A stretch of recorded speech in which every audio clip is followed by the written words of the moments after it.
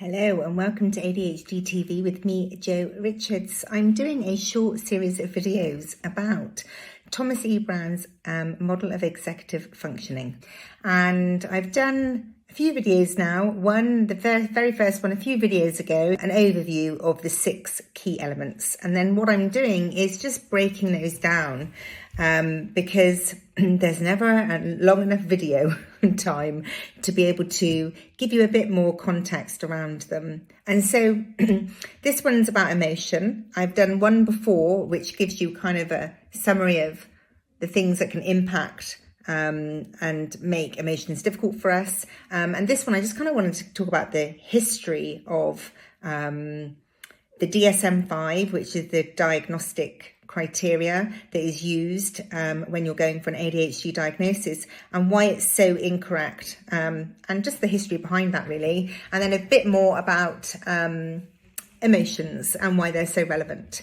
So it's really bizarre that it's not included currently in the DSM5, because actually if you're going for an ADHD diagnosis, one would presume it's because we are trying to find out a bit more about ourselves and what's in play. But if you have such a key element not included in the diagnostic criteria, we're just not being given the full information and the full picture.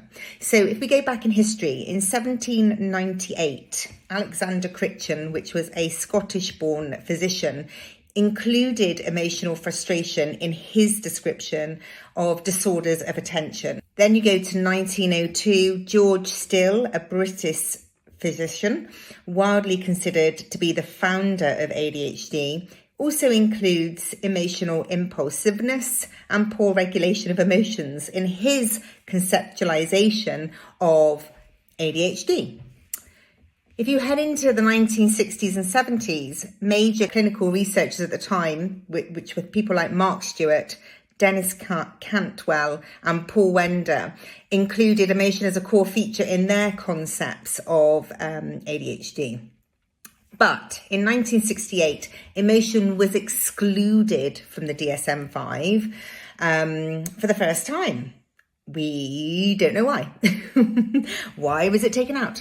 And it's for unknown reasons. And despite continuing research linking emotion to ADHD and all the world leading experts campaigning that it's included, it's not in the diagnostic criteria. But ADHD is a whole life experience, and actually the DSM is doing us a disservice by not including it.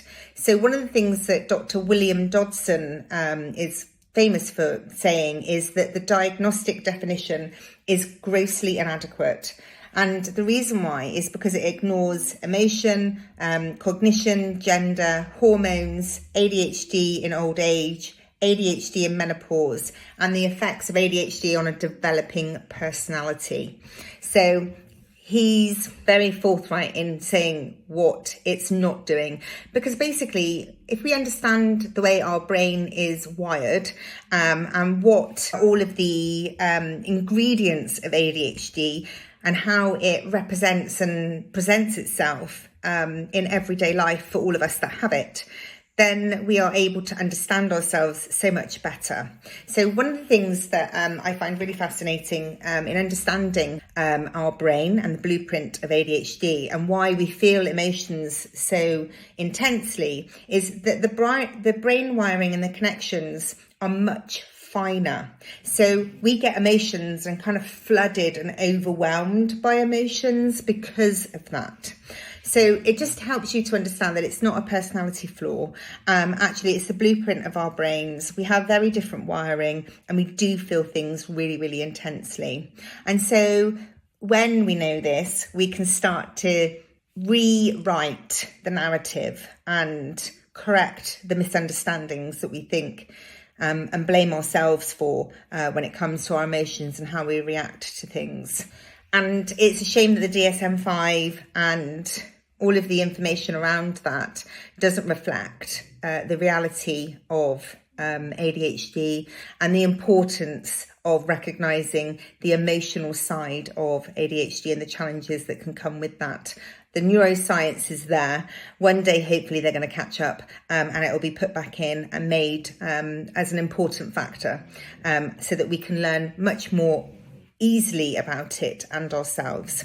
I hope you've enjoyed this video and I look forward to talking to you in the next one. Take care.